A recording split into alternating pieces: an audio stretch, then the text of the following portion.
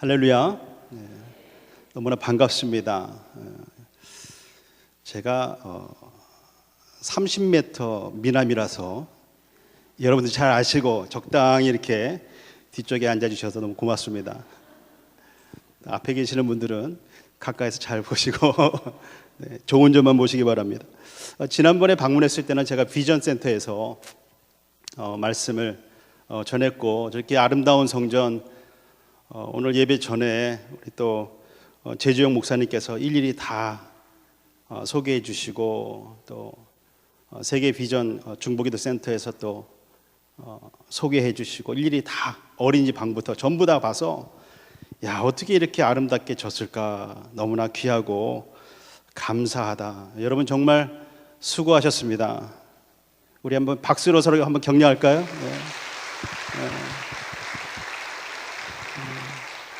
너무나 고맙습니다. 제가 방문할 때마다 더 좋은 모습으로, 더 나아지는 모습으로 이렇게 만나게 되는 것이 얼마나 기쁜지 모르겠어요. 지금은 웃지만 얼마나 힘들고 어려운 일이 있었겠어요. 잘못 시작한 거 아닌가? 혹 그랬을 수도 있습니다. 그러나 하나님께서 붙잡아 주시고, 또 기도하는 분들, 어려울 때 더 하나님 앞에 나아가면서 기도하면서 여기까지 오기까지, 그리고 앞으로도 갈 길이 또한 멀지 않습니까? 대산을 넘어 험곡에 가도 하나님의 빛 가운데로 걸어가는 돈의 빛이 아니라 하나님의 빛 가운데로 걸어가는 우리 원천교회 성도 되시길 주의 이름으로 축원합니다. 얼마나 아름답게 졌는지 몰라요. 제가 목회를 하다가 이제 하나님이 어느 날 교회를 사임하라는 그런 마음을 주시는 거예요. 그때 저희 교회가 한 시가가 한 400만 달러에서 500만 달러 정도, 빚이 없어서 거의 다 갚았어요. 제가 사임할 때 다 갚았는데, 그런 마음을 주시는데 아까운 거예요. 내가 지금 나가서 뭐 교회를 개척해서 언제 사람 모으고 언제 뭐 건축을 언제 그걸 사겠어요. 한국에서도 어려운데 아깝다. 그러면서 어쨌든 순종하고 사임을 했습니다. 그래서 이제 몇 개월이 지난 다음에 이제 교회를 개척했는데, 하루는 이제 운전을 하면서 이렇게 가는데, 그때는 뭐가 있겠어요. 이제 집에서 예배 드리는 그런 상황이었습니다. 운전하면서 가는데 갑자기 하나님이 마음에 어떤 감동을 주셨냐면, 나는 건물에 관심 없다 그러시더라고요. 그게 무슨 뜻일까요? 누구에게 더 관심이 있다는 것이에요? 하나님 앞에 예배하는 자들에게 더 관심이 있다는 거예요. 왜 성전을 아름답게 지어야 할까요? 그곳에서 하나님을 만나야 하기 때문입니다. 그래서 아름답게 지는 거예요. 이 원천교회 이렇게 아름답게 지었는데 하나님은 여러분을 더 아름답게 보시는 줄로 믿습니다. 바울이 복음을 전하다가 만난 믿음의 동역자 가정이 있습니다. 바로 브리스길라와 아굴라 부부였습니다. 이 사람들은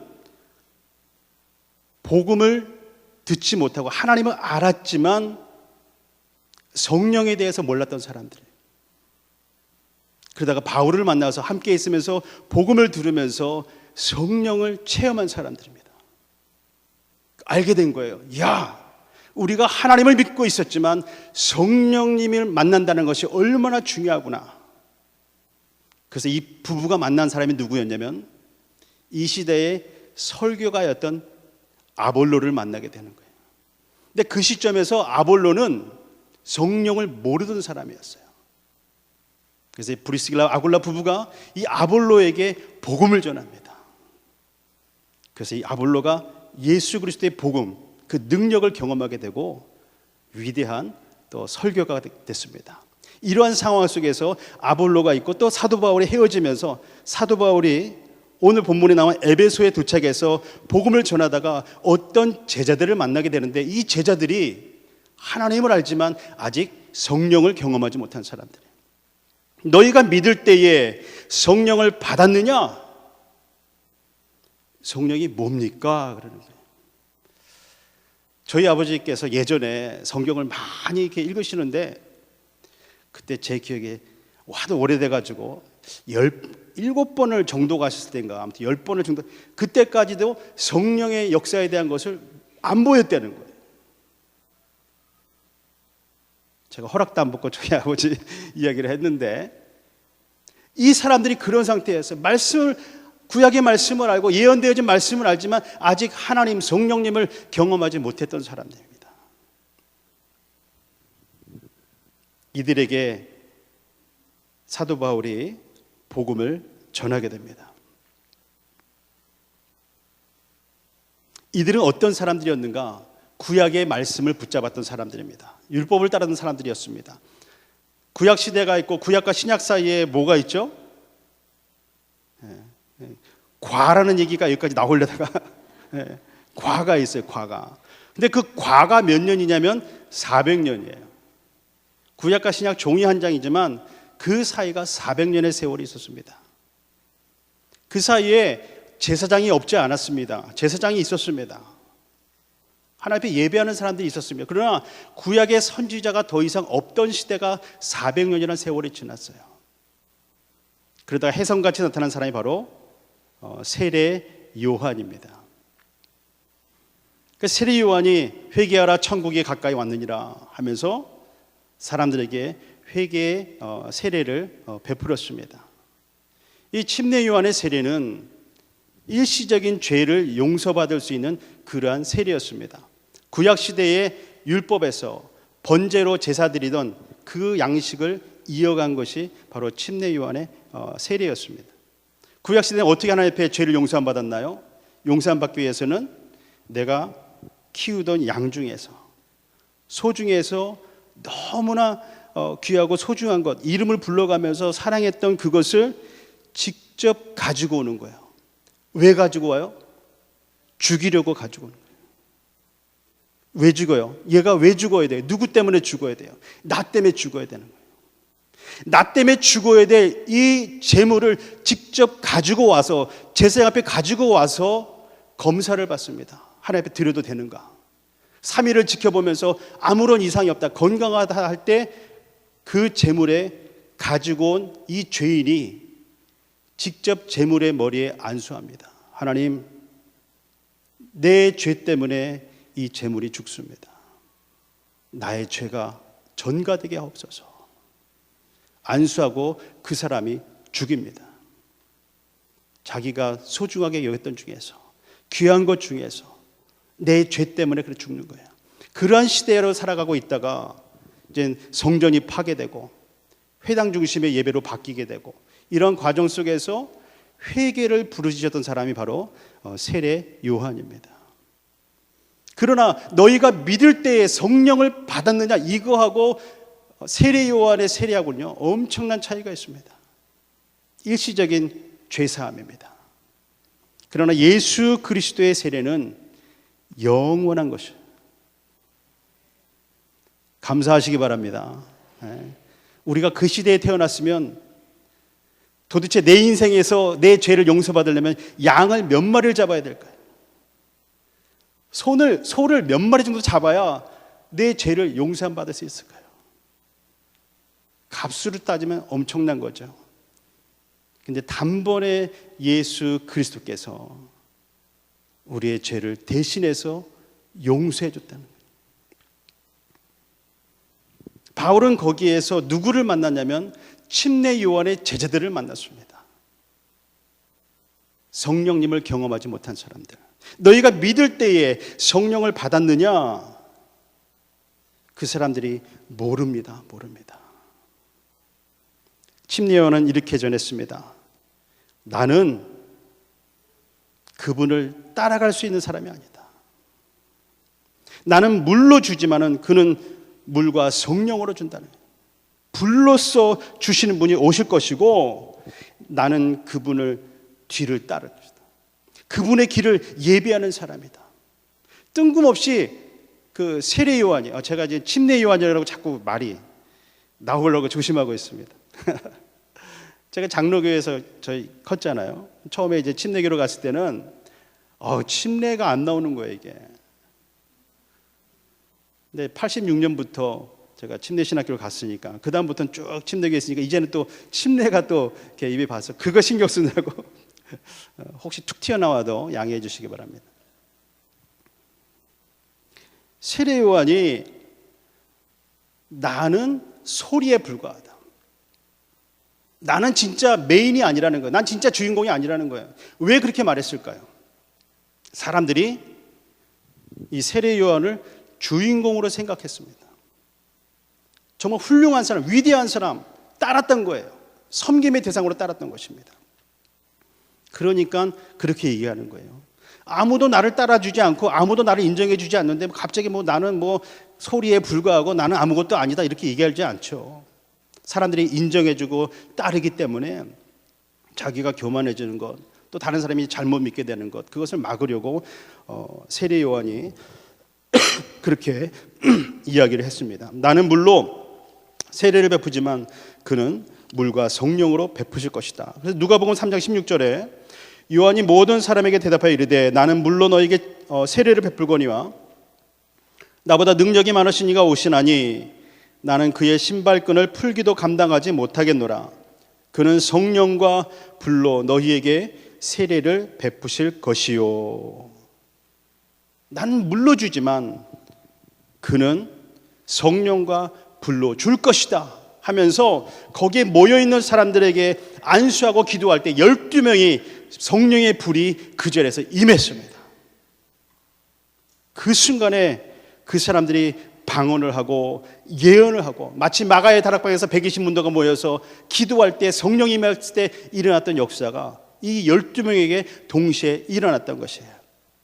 그뿐만이 아닙니다. 오늘 본문에 읽은 12절 말씀에도 바울이 쓰던 손수건 또 앞치마 그것을 가지고 얹으면 병이 낫는 거예요.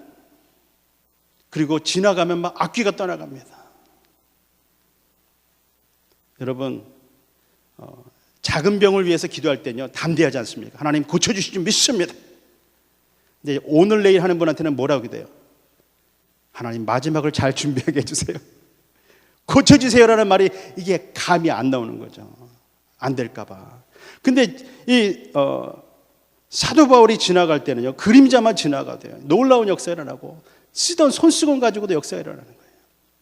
하나님이 그를 그렇게 귀하게 사용하셨습니다. 이러한 복음이 그 지역에 퍼지게 된 거예요. 예배소에 퍼지게 되니까 마술사들도 그 복음에 놀라서 넘어지게 돼요. 자기네들은 어떤 역사를 할 때마다 주문이 달라야 되는 거예요. 이런 거를 할 때는 이런 주문을 써야 되고 저런 것을 고칠 때는 또 저런 주문을 써야 되고 여러분 그 무당이 굿할 때 굿이 다 같지 않습니다.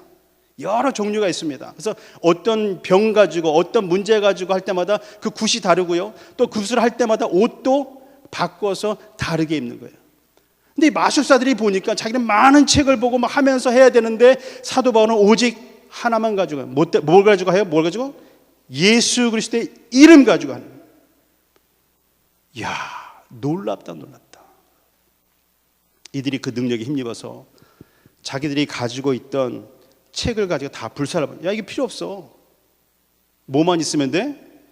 예수님의 이름만 있으면 되는 거야. 그래서 그 책을 모아서 다 불살르니까 그 은 5만이 됐다. 은 5만. 한 50억 정도가 되는 거예요. 그 마을에서 책을 50억 정도 되는 것을 다 모아서 불살르는 그러한 역사가 있었던 것이에요. 얼마나 귀한 역사입니까?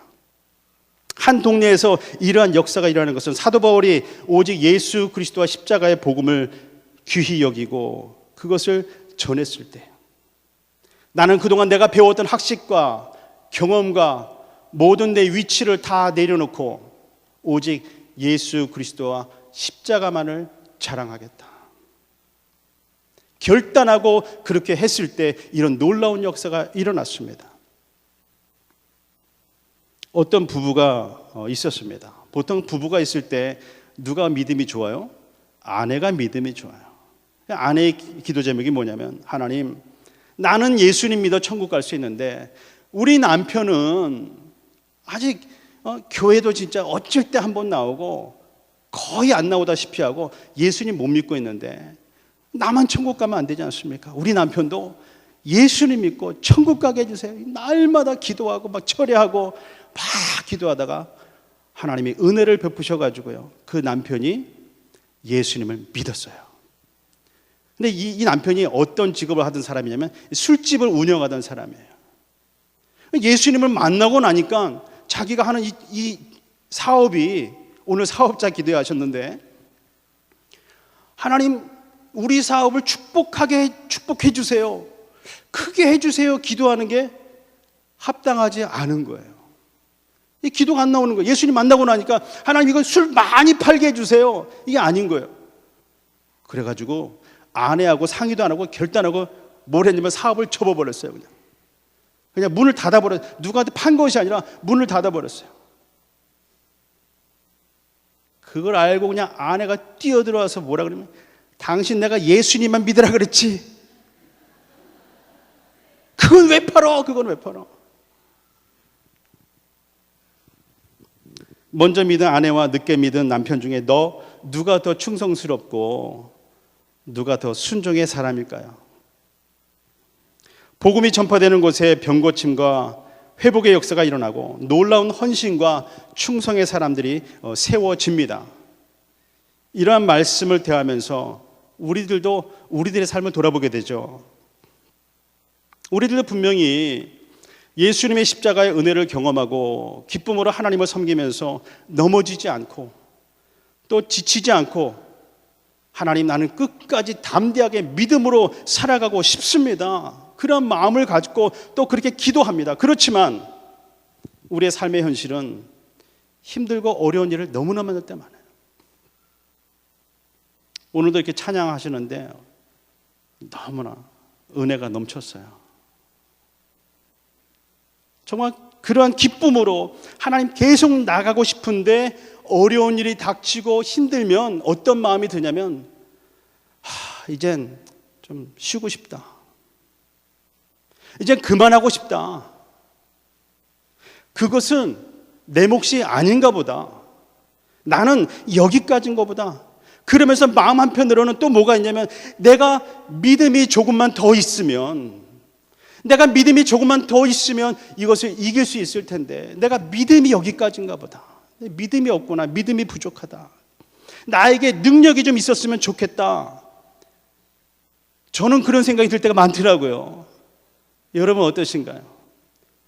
내가 믿음이 좀만 더 있으면 이거 넘어갈 수 있을 텐데, 이거 할 수 있을 텐데, 맡겨주신 사명도 감당하고 싶고 내가 무언가를 해야 되는데 나는 믿음이, 능력이 부족하구나.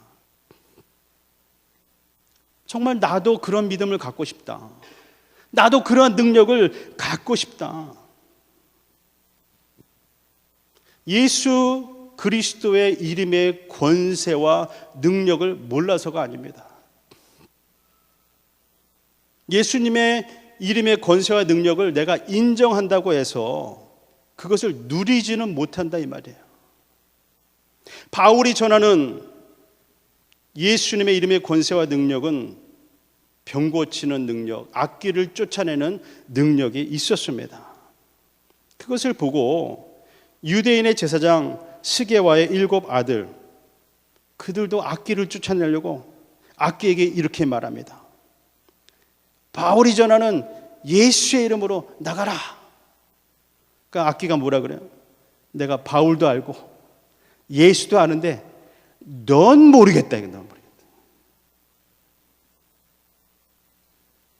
우리가 그럴 때 뭐라고 말할까요? 그 도리어 악귀에게 해를 입게 됩니다. 왜 스게와의 그의 아들들은 예수님의 이름으로 악귀를 쫓아내지 못했을까요? 여러분, 보석상 여자분들 많이 가시나요?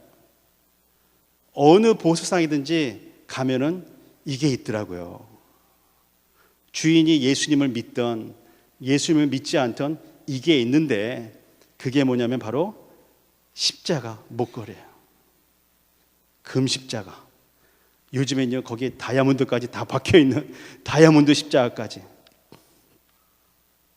바로 그 십자가 목걸이입니다. 그거 나도 좋은 거, 비싼 거 한번 하고 싶습니다. 그런데 그 십자가 목걸이는 어떤 능력을 우리에게 줄 수 있을까요? 내가 금으로 된 십자가를 하고 다이아몬드로 된 십자가 목걸이를 한다고 해서 나에게는 어떠한 능력이 있을까요? 그것으로 우리가 할 수 있는 것은 야, 비싸 보인다. 이거 어디서 샀어요? 얼마짜리예요? 그 이상이 안 나오는 거예요. 어쩌면 우리도 교회를 잘 섬기면서 사명을 감당하고 싶을 때 세상에서 당하는 자존심 상하는 일을 겪고 또 고난당하고 어렵고 너무 힘들고 슬퍼서 우울증도 걸리게 되고 외로움도 다 이기고 싶은데 아무리 잘하려고 해도 또 그러한 힘을 얻으려고 해도 이기려고 해도 쉽지 않습니다. 바울이 전할 때 악기는 떠나갔는데 스게와와 그의 아들들은 도리어 악기에게 당하고 마는 거예요. 우리들의 모습은 바울과 가깝습니까? 아니면 스게와와 그의 아들들과 가까울까요? 주님, 내 모습은 누구와 가깝습니까? 오늘날 우리가 살아가는 이 세상 속에 세상이 악하다, 말세다 이렇게 이야기하고 있는데 과연 지금 이러한 시대를 살아가는 우리들에게 필요한 것은 무엇일까요? 그것은 바로 능력입니다. 어려운 일, 힘든 일, 고통스러운 일, 그게 중요한 게 아니라 그것을 이기고 헤쳐나가고 할 수 있는 능력이고 힘입니다. 돈이 필요한데 내 은행에는 그보다 많은 돈이 있습니다. 문제가 되지 않습니다. 돌이 있는데 나는 그것을 점프해서 넘어갈 수 있는 탄력 있는 힘이 있습니다. 그 돌이 나에게 문제가 안 됩니다. 우리는 그것 때문에 힘들다고 말합니다. 돌 때문에 안 된다고 그러고 내가 가진 것이 없어서 안 된다고 그럽니다.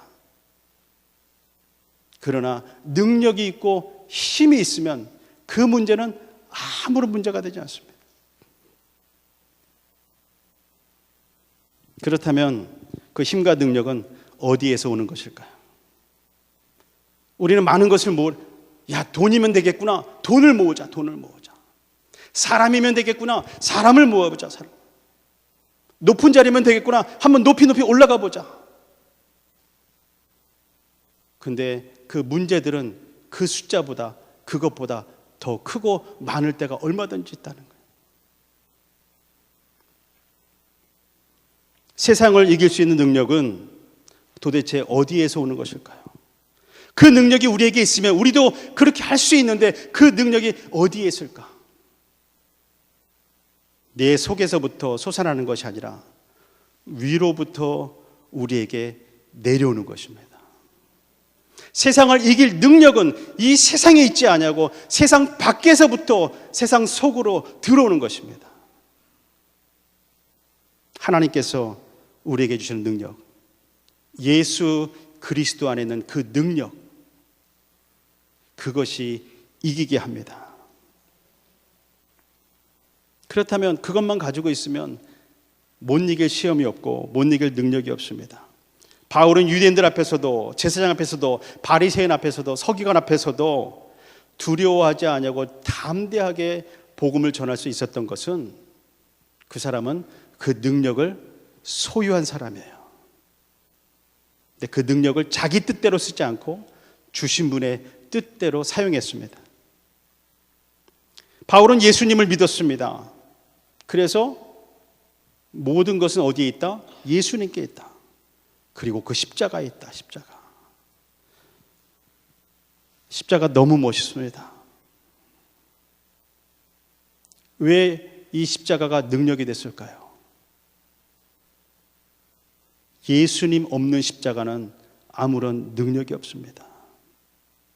금으로 만들어도 능력이 없습니다. 예수 그리스도께서 나를 위해서 그 십자가를 지셨기 때문에 그 능력을 내가 누리게 되는 거죠.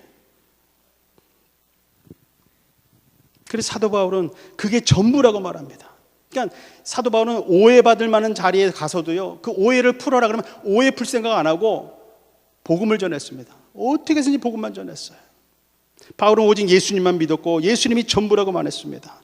그런데 사랑하는 여러분, 한번 묻겠습니다. 정말 예수님과 십자가만 붙잡으면 세상을 이길 수 있다고 믿으십니까? 정말 믿습니까? 그 아멘 믿어도 됩니까? 정말 스스로에게 한번 물어보세요. 정말 예수님과 십자가만 있으면 되는가? 내 인생에 있어서 그 어떠한 일을 감당하고 어떠한 고통을 넘어가고 이 문제를 해결하는 데 있어서 예수님만 있으면 되는가? 내가 그것을 믿고 있는가? 내가 그것을 붙잡고 있는가? 정말 내가 그것을 마음에 새기고 있는가? 한번 스스로에게 물어보세요. 어느 정도 큰가? 표현하라 그러면은 속으로 표현, 속으로. 옆 사람 못 보게. 나는 어느 정도 믿고 있는가? 나는 정말 예수님과 십자가만 붙잡으면 세상을 이길 수 있다고 믿는다면, 그러면 나는 그렇게 살아가고 있는가? 오직 예수님만 내 삶의 주인으로 모시면서 그 십자가의 사랑을, 그 십자가의 용서를, 십자가의 능력을 내가 믿고 있는가? 믿는다면 왜 염려하고 있는가? 믿는다면 왜 두려워하고 있는가? 믿는다면 왜 근심하고 있는가? 왜 안 된다라고 말하고 있는가? 왜 여러 가지 일로 시달리고 있는가? 왜 하나님 앞에 나는 다른 거 안 주시냐고 불평하고 있는가? 그 십자가의 능력을 믿는다면서 나는 왜 붙잡지 않고 있는가? 왜 온전히 순종하지 못하는지, 내가 정말 믿기는 믿고 있는 건지, 힘들고 지치고 아프고 정말 가진 것이 없을 때 여러분들은 무엇을 묵상하십니까? 보통 힘든 걸 묵상하게 되더라고요. 지친 내 모습을 묵상하게 되고, 슬픈 일을 묵상하게 되고, 아픈 것을 묵상하게 됩니다. 제가 어렸을 때 불렀던 이런 찬양이 있습니다.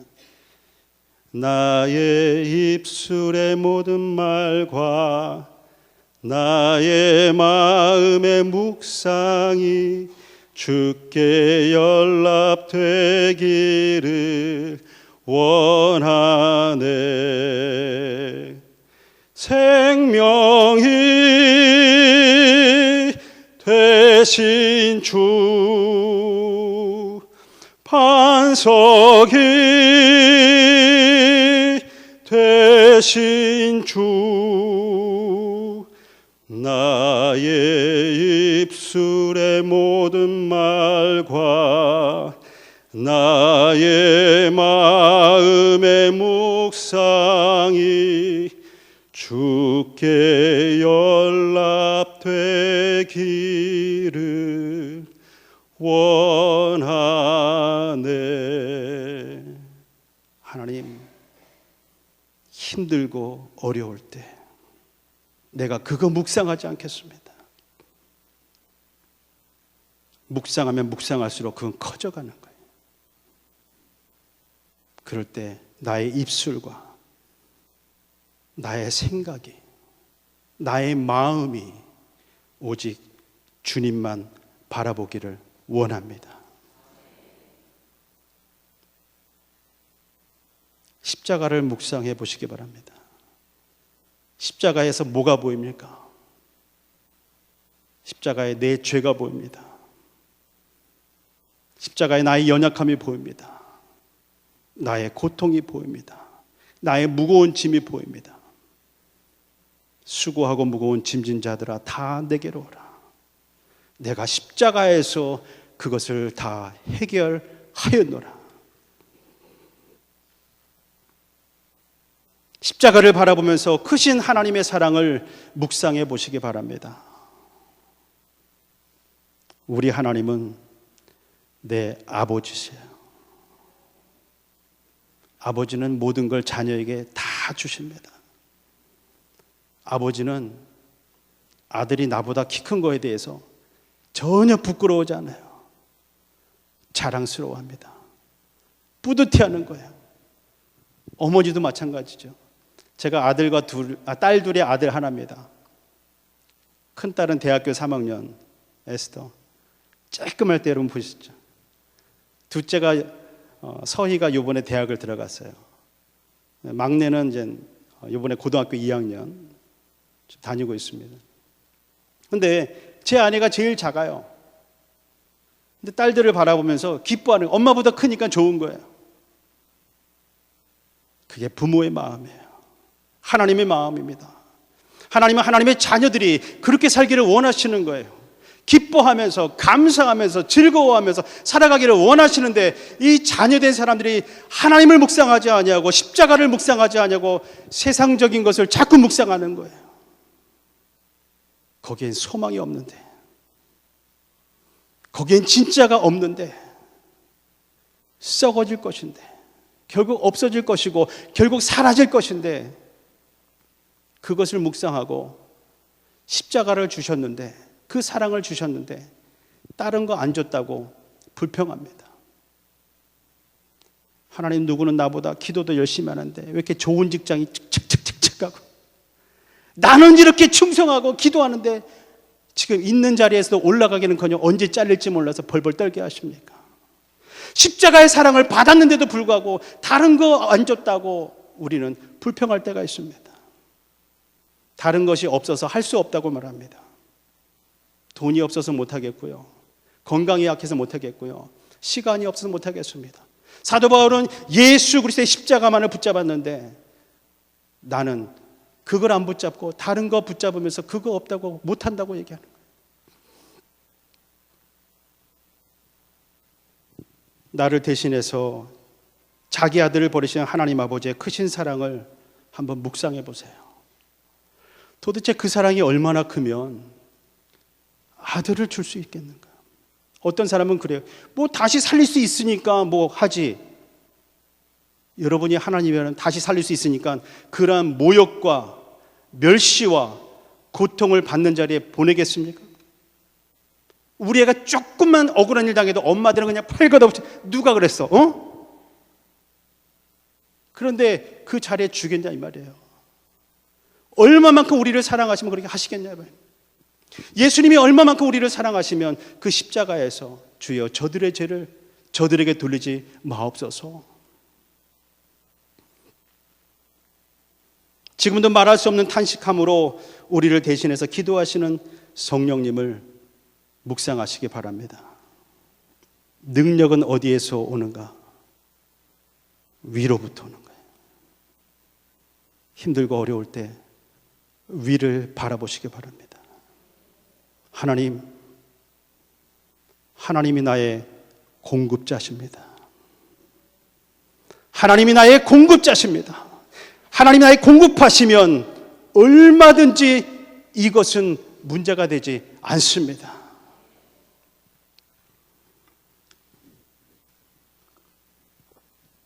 저희가 이제 교회를 옮기는 과정에서 한 10,000불 정도가 필요했습니다. 근데 뭐 다들 연약하고 힘들고 저도 그런데 하나님, 적어도 제가 한 10분의 1은 감당하고 싶은데 가진 게 없습니다. 10분의 1을 하면 1,000불인데 이 1,000불을 어디서 내가 얻을 수 있을까? 그럴 때 어느 형님이 생각났어요. 그 형님 장로님이라면 내가 얘기하면 뭐 1,000불 그쯤은 얼마든지 줄 수 있겠다. 근데 순간적으로 제 마음에 드는 생각은 아니지, 하나님이 나의 공급자지. 제가 아내한테 말했어요. 여보, 우리 교회 지금 이렇게 해서 내가 헌금을 얼마 하고 싶은데 자기 그 장로님 알지? 천불 달라면 얼마든지 줄 수 있는데 여보 우리 하나님이 우리의 공급자시다. 기도하자. 그러고 있었는데 저희가 이제 그 목회자 성경연구원이라는 그룹에 이제 제가 워싱턴 지역을 담당하고 있는데 거기 대표되는 분이 한국에 계세요. 그분을 뉴욕에서 만나면서 이야기하면서 워싱턴에 있는 감리교회 다니는 어느 집사님을 찾아달래요. 제가 그래서 책을 하나 좀 이것 좀 전달해 달래요. 그래서 알았다고. 그래서 와가지고 워싱턴에 있는 그 감리교회 다 전화했어요. 아무 게 있습니까? 다 없대요. 아무 안 얘기해 주죠. 자기 교회 성도들 그게 함부로 얘기해 주겠습니까? 제가 나 누구고 어떠한 목사님이 얘기해서 하는 거라고. 그랬더니 나중에 전화가 왔어요. 그래서 만났습니다. 제 아내하고 같이 만나서 그 집사님, 그러니까 권사님이 되셨더라고요. 그래서 같이 식사하고 헤어졌어요. 헤어졌는데 한 3일 지났는데 전화가 왔어요. 저 좀 보자는 거예요. 그래서 내가 바쁘니까 며칠 좀 더 뒤에 금요일쯤에 내가 그 학교를 좀 가야 되니까 학교 가는 길에 잠깐 만납시다. 그래서 아침에 잠깐 만나서 커피 한잔 하기로 했습니다. 그래서 뭐 잠깐 이런 얘기 저런 얘기 하면서 저에게 봉투를 하나 건네시는 거예요. 그래서 이제 전 속으로 뭐 개척교회 목사니까 뭐 한국 돈으로 한 몇십만 원 정도 이렇게 넣어가지고 이렇게 주시나 보다. 그렇게 생각을 했어요. 한 20-30만 원 넣으셨나 보다. 근데 그걸 제가 얘기해야 돼요, 안 해야 돼요? 그렇게 안 하고 제가 이게 뭡니까? 하고 물었죠. 이게 뭡니까? 근데 그 권사님이 하나님이 주래요 그러더라고요. 그러면서 그분의 이야기를 하는 거예요. 저랑 헤어진 다음에 어쨌든 저를 처음 만났고 또 그분이 한국에 계실 때 섬겼던 목사님으로부터 또 이렇게 이야기를 전해주고 했던 사람이니까 저를 위해서 기도를 하는데 하나님이 야, 문 목사한테 돈을 줘라 그러시더래요. 그래서 하나님 우리 교회 목사님도 아니고 한 번 본 사람인데 제가 왜 돈을 줘야 됩니까? 하나님 말씀하시기를 내가 사랑하는 자다. 권사님이 하나님 나도 사랑받고 싶어요. 나도 사랑해 주세요. 그리고서 이제 지난 다음에 다시 한번 기도를 했대요. 확실하게 하려고. 하나님 제가 왜 문 목사님한테 돈을 줘야 됩니까? 내가 사랑하는 자다 하면서 얼마를 줘라 그러시더라고요. 제가 그걸 받아갖고 그 자리에서 열어보면 안 되죠. 안 열어보고 헤어진 다음에 이제 차 안에서 이렇게 가면서 보니까 1,300불이 들어있었어요. 하나님을 위해서 1,000불을 원했는데 보너스까지. 그런데 그 돈보다 저에게 더 큰 힘과 위로가 됐던 것은 하나님이 나를 사랑하시는구나. 내가 그걸 못 느끼고 있으니까 힘들어하니까 하나님이 나를 사랑하는지 못 느끼고 있으니까 그 한 여정을 통해서 하나님이 나를 사랑한다는 것을 보여주시는 거예요. 이 밤에도 부족한 종의 입술을 통해서 하나님이 여러분을 얼마나 사랑하시는지 보여주시는 줄로 믿습니다. 처음 우리가 십자가를 경험했을 때 그 십자가의 능력은 우리의 전부였습니다. 목적도 없이 방황할 때, 소망이 없었을 때에